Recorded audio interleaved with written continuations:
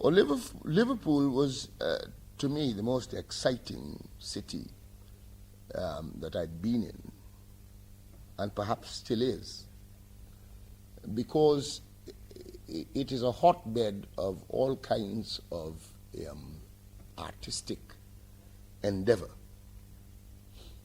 It produced some of the most extraordinary people, from the Beatles, Jerry and the Pacemakers, Billy J. Kramer,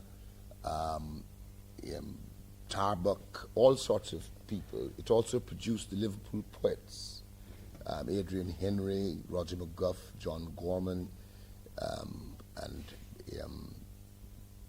Brian Patton. And that was the kind of artistic milieu into which I kind of got into when I went there in 1962.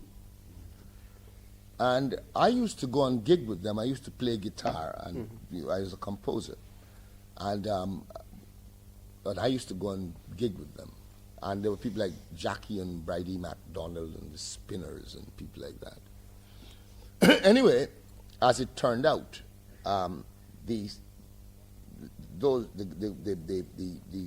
poets got a gig with the BBC. They had a pilot program. And I thought I was going to get pulled in this pilot program. As it happened, I wasn't. And because the BBC preferred to have a lady as a balance to four fellas. So they got a girl called Sheila Fern to.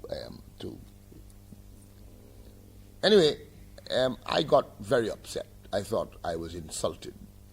So I decided to write a musical, which was a kind of a West Side Story mix about Liverpool 8.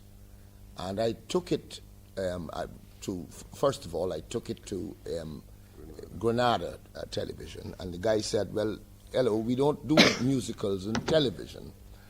So I went back to Liverpool smarting, not only of being not taken on to the scaffold, but also for being rejected.